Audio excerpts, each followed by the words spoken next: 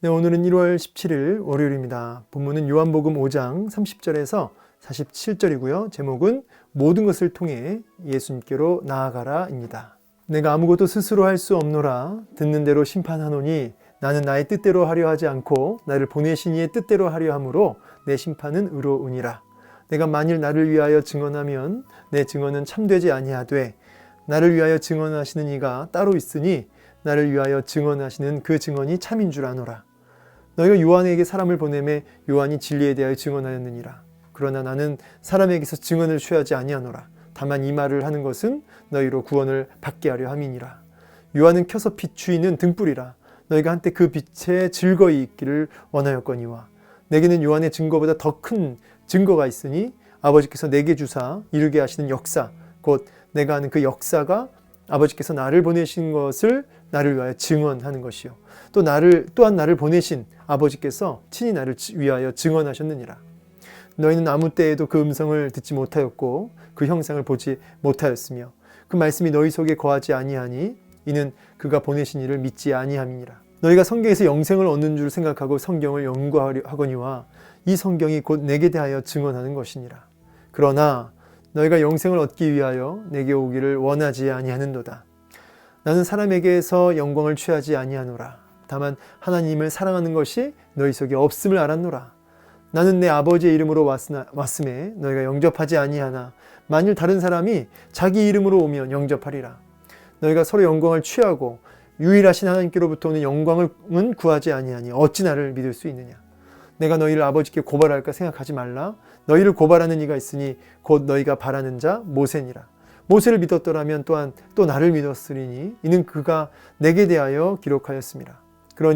그러나 그의 글도 믿지 아니하거든 어찌 내 말을 믿겠느냐 하시니라. 아멘. 네, 오늘 본문을 통해서 또 우리에게 말씀하시는 주의 음성 듣고 그 말씀에 붙들리는 은혜가 있고 원합니다. 여러분 항상 그렇습니다. 우리가 많은 성경 지식이 참 큰 유익이 있지만요. 한 단어, 한 문장, 한 메시지가 하나라도 제대로 박히면 그것이 우리의 삶을 사로잡고 변화시킨다는 것이죠. 자, 오늘 본문을 통해서도 그런 은혜가 있기를 원하는데요. 오늘 30절부터 이렇게 봅니다. 근데 오늘 30절을 보려면 앞에 있는 이야기를 잠깐 하고 넘어가야 됩니다. 시간이 좀 가도 우리가 5장 그러니까 1절부터 쭉 보질 않았으니까 좀 짚고만 넘어가도록 하겠습니다. 38년 된 병자가 있었죠. 38년 된 병자가 있었는데 베데스다라고 하는 연못에 있었다는 것이죠.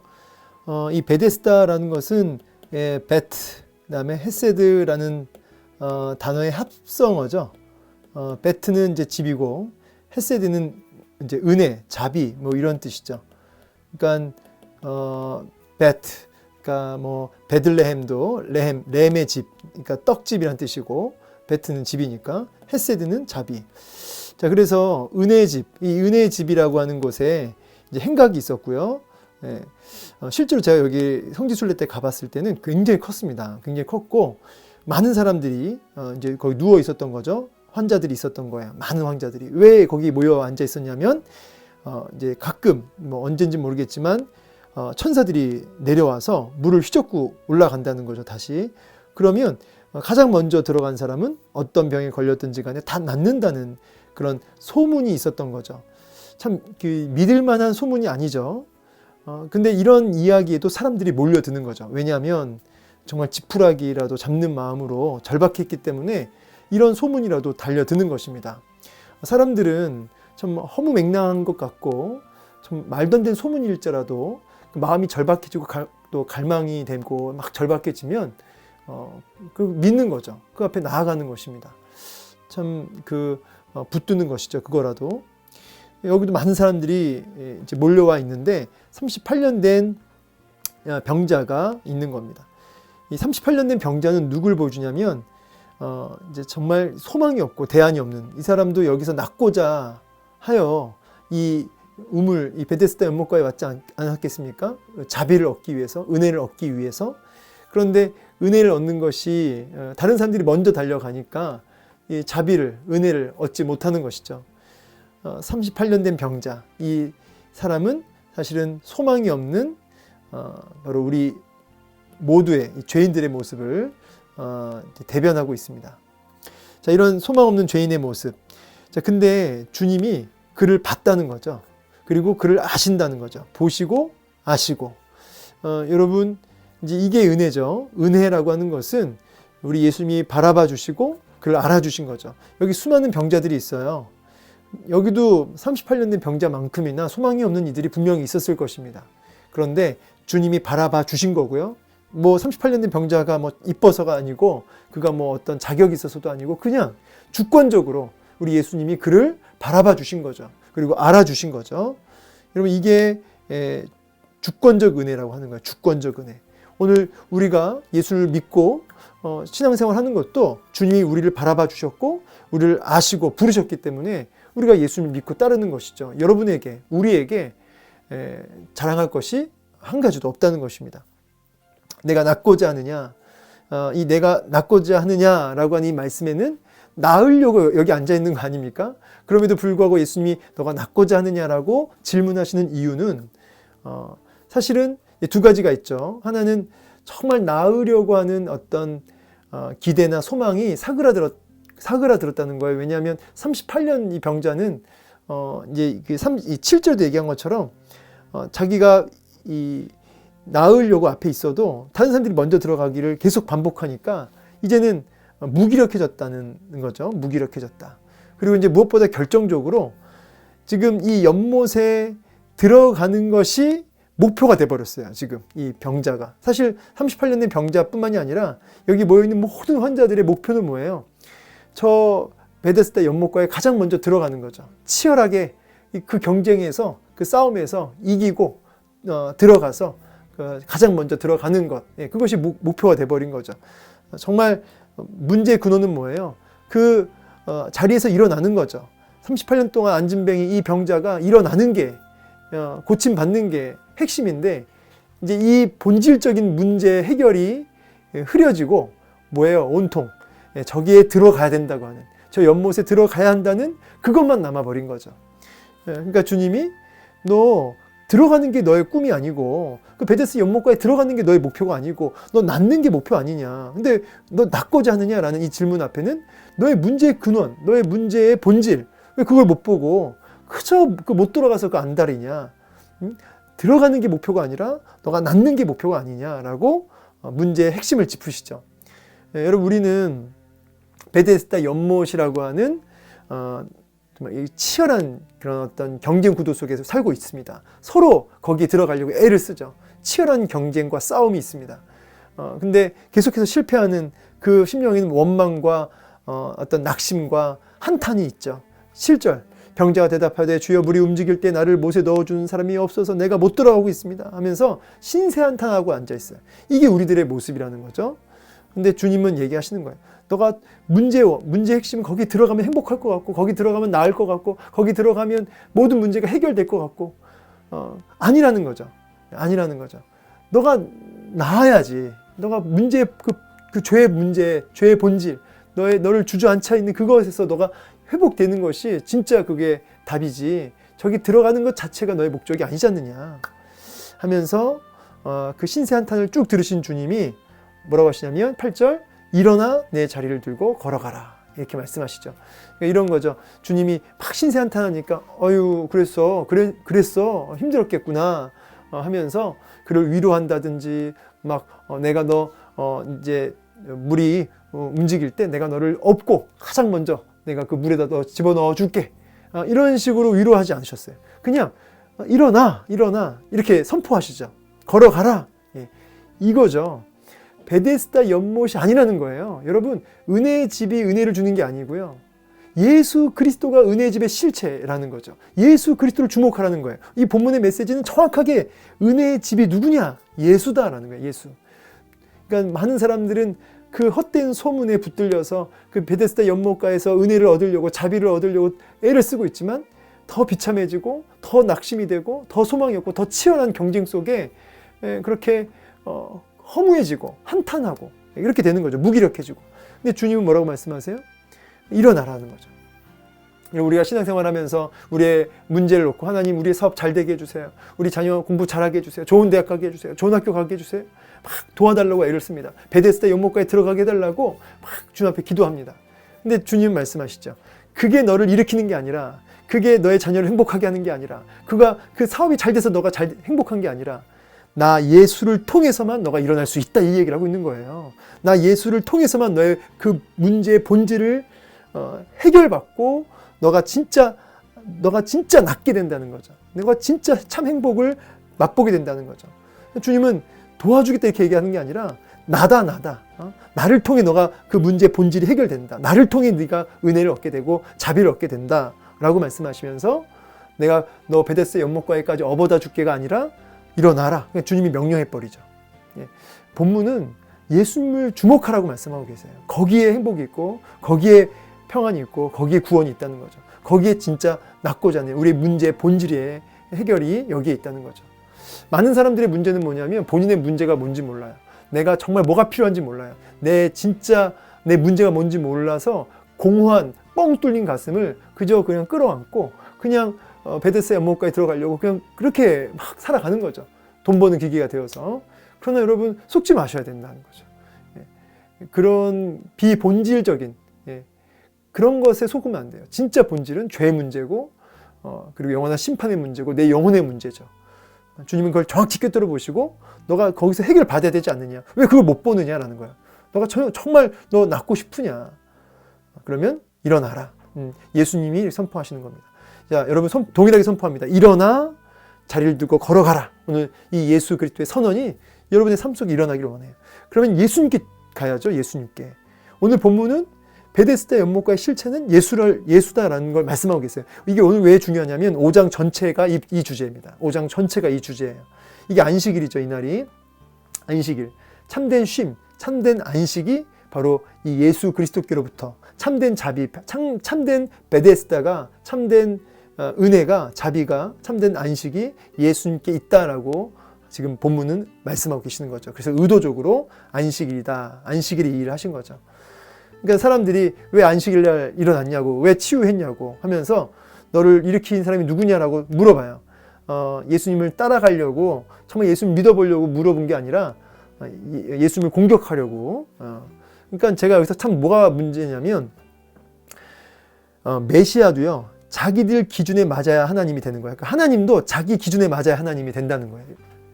여러분, 굉장히 중요한 얘기입니다. 여러분, 하나님도 내가 원하는 모습에 맞아야 하나님인 거예요. 자기들의 유전 전통, 우리 교회 안에 그런 신앙 있지 않습니까? 여러분, 내 모습 안에 그런 거 있지 않습니까? 여러분이 그리고 있는 하나님, 여러분이 생각하는 그 조건에 맞아야지 선하신 하나님 혹시 아니세요? 내 문제를 해결해 줘야지 살아계신 하나님 되는 거 아닙니까?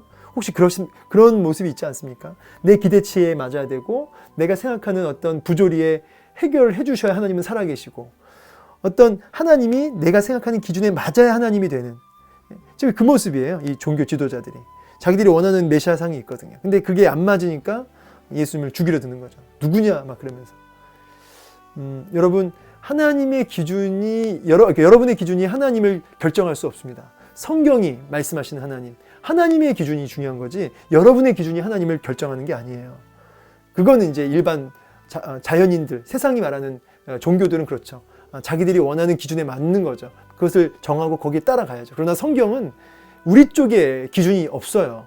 하나님이 선포하면 그게 진리고 그게 기준이 되는 거죠. 그래서 완전히 거꾸로입니다. 거꾸로. 자, 예수님께서 자신이 그 환자를 고쳐줬고, 그것을 이 환자가 예수님이 자기를 고쳐줬다는 것을 알자마자 유대인들한테 얘기를 다 해버려요. 그래서 이제 예수님이, 유대인들이 이제 예수님을 향해서 더 저돌적으로 공격해 오니까 예수님이 피하십니다. 그래서 뭐라고 하시냐면, 내 아버지께서 이제까지 일하시니 나도 일한다, 이렇게 말씀하시죠. 성부 하나님께서 이제까지 일하신다, 이 말은 구원을 주는 일, 안식 주는 일, 참된 어떤 치료의 역사, 회복의 역사, 그 구원의 일을 이제까지 쉬지 않고 일하신다는 거죠. 그래서 나도 일한다, 이렇게 말씀하세요. 이걸 뭐라고 하시냐면 여호와의 열심이라 이렇게 말씀하시죠. 그 언약을 성취하시는, 그 신실하신 하나님을 보여주고 계시는 거죠. 그 언약에 성실하시고 신실하신 그 하나님의 그 열심, 구원을 이루시는 그 열심이 있기 때문에 우리 예수님도 동일하게 그 일을 하고 계신다는 거죠. 이 하나님의 열심 때문에, 이 신실하신 때문에 우리가 구원을 얻게 된 것이죠. 자, 그러면서 이 예수님이 자신이 어떠한 존재인지를 19절부터 쭉 얘기하세요. 쭉 자기가 어떠한 존재인지, 이제 자기가 바로 이제 하나님의 아들로서 하나님 모든 권세가 자기에게 있고, 그리고 심판을 다 아들에게 맡기셨으니 심판의 권세도 가지고 있고, 그래서 아버지를 공경하면 아들을 공경하는 것입니다 하면서 자꾸 하나님을 향해서 아버지라고 하시고 자기를 아들이라고 표현을 하고 계시죠. 유대인들의 귀에는 굉장히 거슬리죠. 하나님을 아버지라고 부르면, 자기를 아들이라고 하면은 이 말은 신성 못 오게 됩니다. 왜냐하면 한 나라가, 하나님, 이스라엘이라고 하는 나라가 하나님을 아버지라고 이렇게 부르는 경우가 있어요. 그런데 한 개인이 하나님을 향해서 아버지 이렇게 얘기해버리면 이 말은 본인도 하나님이란 뜻이에요. 본인도 하나님이란 뜻이죠. 본질상 아버지와 아들은 같다는 의미가 있거든요. 그러니까 이거 예수님은 이거 이렇게 하나님을 아버지라고 하고 자기를 아들이라고 표현했을 때는 신성 못 오게 되는 것이죠. 근데 예수님 분명히 말씀하시죠. 내 말을 듣고 나 보내신 이를 믿는 자는 영생을 얻었고 심판에 이르지 아니하느니 사망에서 생명으로 옮겼다라고 하면서 심판의 권세, 구원의 권세가 다 예수님께 있음을 선포해 버리는 것이죠. 아들에게 생명을 주어 그 속에 있게 하려 하심이라. 그러면서 선한 일을 행하는 자는 생명의 부활로, 악한 일을 행하는 자는 심판의 부활로 나오리라. 그러니까 여러분, 이 참고로 이 부활이라고 했을 때는 예수를 안 믿어도 부활합니다, 여러분. 예수를 믿어도 믿으면 부활이고 안 믿으면 부활이 아니고, 그게 아니라 믿든지 안 믿든지 다 부활합니다. 육체로 부활을 해요. 영혼만 부활하는 게 아니라. 그런데 선한 일을 행한 자는 생명의 부활, 그러니까 천국으로 나아가고, 악한 일을 행한 자는 어떻게 돼요? 심판의 부활. 그러니까 지옥으로 가서 영원한 고통을 받게 되는 거죠. 그러니까 다 부활한다는 걸 명심하셔야 되고요. 그럼 여기서 말하는 선한 일, 악한 일은 뭐냐? 도덕적, 윤리적 선을 얘기하는 게 아니라 요한복음 6장 29절의 말씀을 얘기하는 거예요. 예수께서 대답하여 이르시되 하나님께서 보내신 이를 믿는 것이 하나님의 일이니라 하시니, 그러니까 결국은 여기서 말하는 것은 위에 쭉 얘기하고 있는 바로 아들 예수 그리스도를 생명의 주, 심판의 주, 구원의 주, 그 예수 그리스도를 믿는 것, 그 일을 얘기하는 거죠. 그에게는 구원이 있으나 예수를 믿지 않는 그에게는 심판의 벌이 있다. 이순신 장군이 아니면 독립운동가 아니면 위대한 인물이 지옥 갑니까? 물어보시면 이제 이 구절이에요. 그가 인간적으로 아무리 훌륭해도 하나님의 기준 속에서는 부합한 게 적절하지 않는 거죠. 하나님의 기준에 맞지 않는 거죠. 구원의 조건이 우리의 기준에 있는 게 아니거든요. 근데 자꾸 우리의 잣대로 구원의 기준을 삼죠. 그러니까 불합리하다고 느껴지고요. 자꾸 하나님은 불합리합니다. 이렇게 얘기하는 거죠.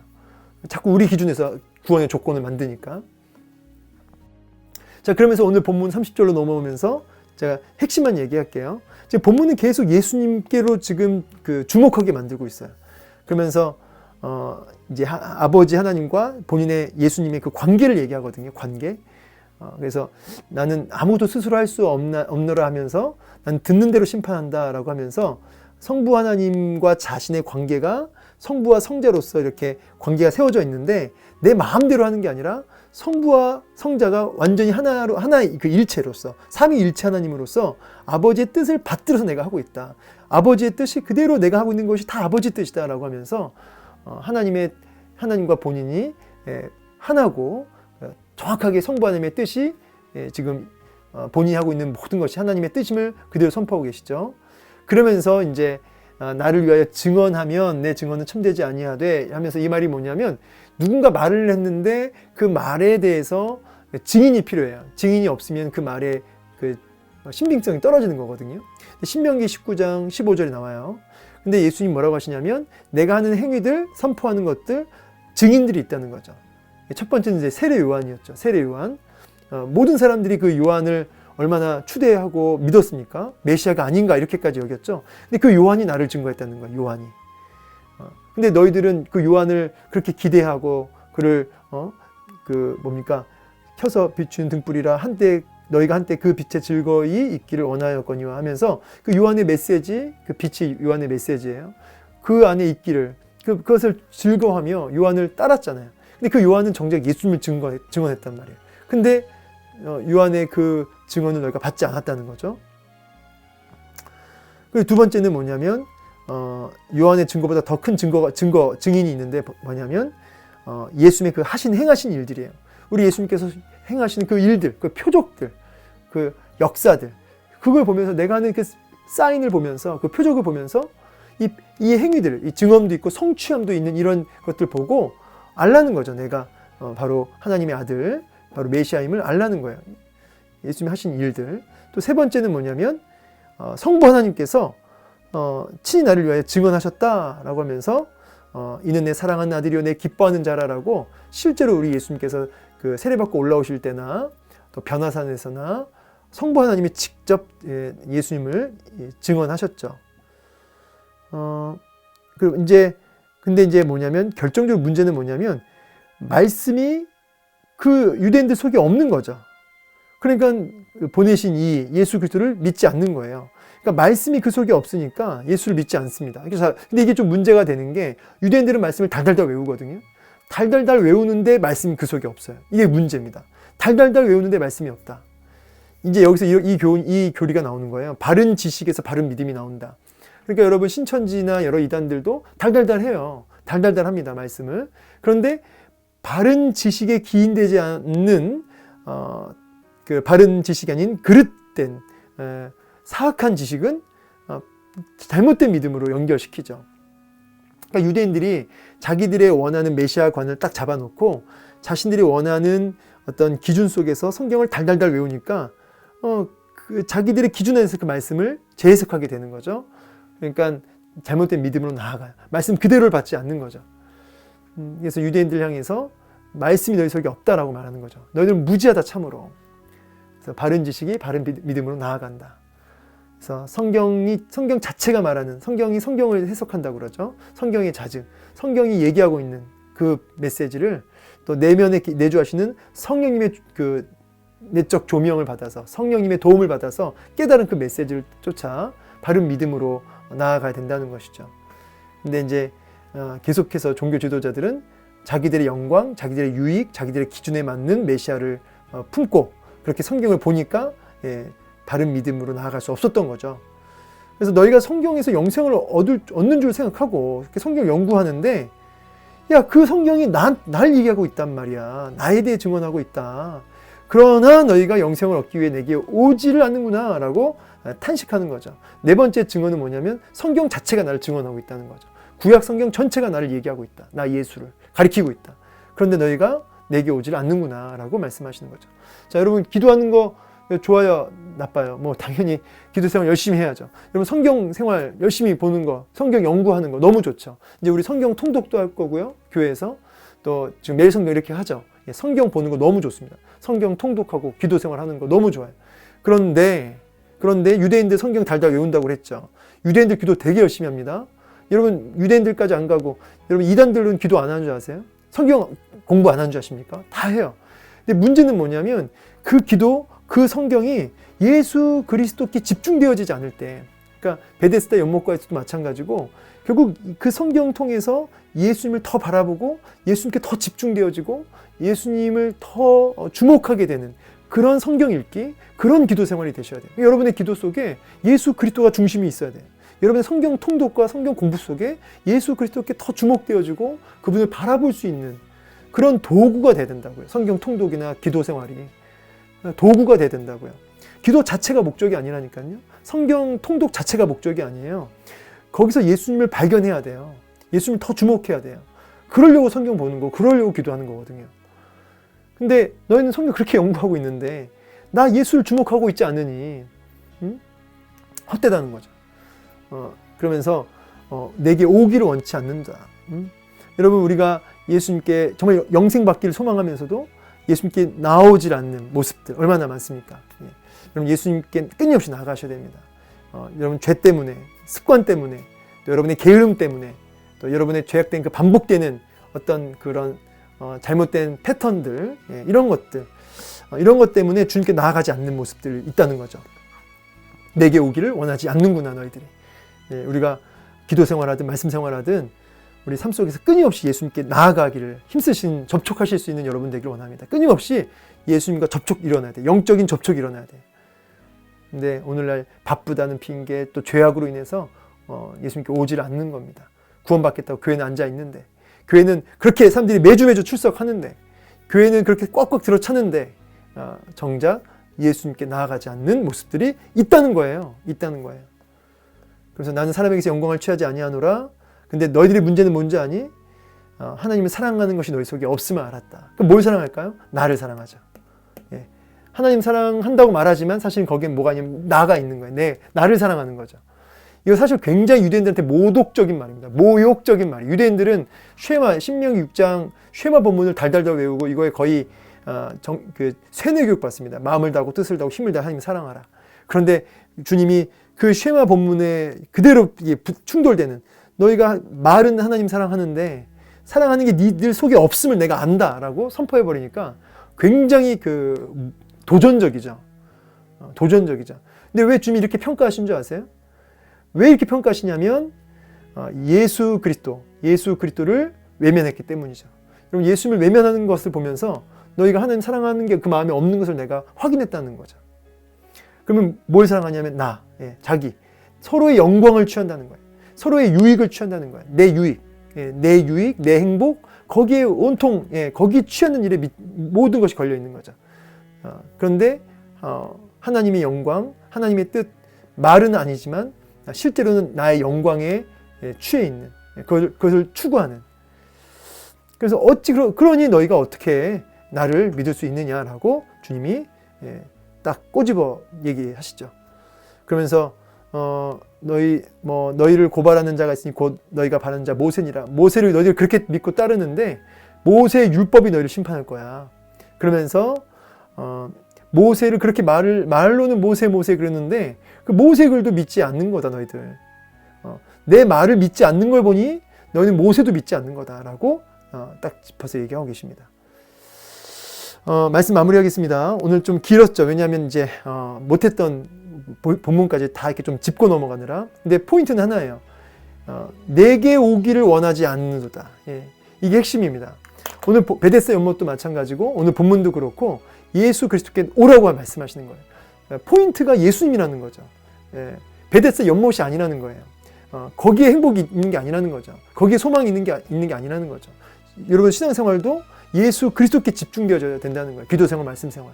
오늘 예수님께로 오기를 원하지 않는, 영생은 사모하면서도 그렇게 예수님께로 오기를 원하지 않는 수많은 종교인들이 있다는 것이죠. 오늘 이 말씀 우리 가슴에 깊이 새겨서 내가 정말 예수님께로 정말 나아가고 있는가, 성경을 보면서 예수님을 발견하고 있는가, 기도생활하면서 정말 예수님께 더 주목되어지고 있는가, 오늘 이 한 가지를 좀 돌아보시면서 베데스다 연못가의 실체 되신 예수님께로 나아가 그분과 접촉하고 내가 낫고자 하느냐 할 때 정말 우리를 문제의 본질에서 일으키시고 걷게 하시는 그 주님의 역사를 맛보시고 경험하는 은혜가 있기를 주의 이름으로 축원합니다. 감사합니다.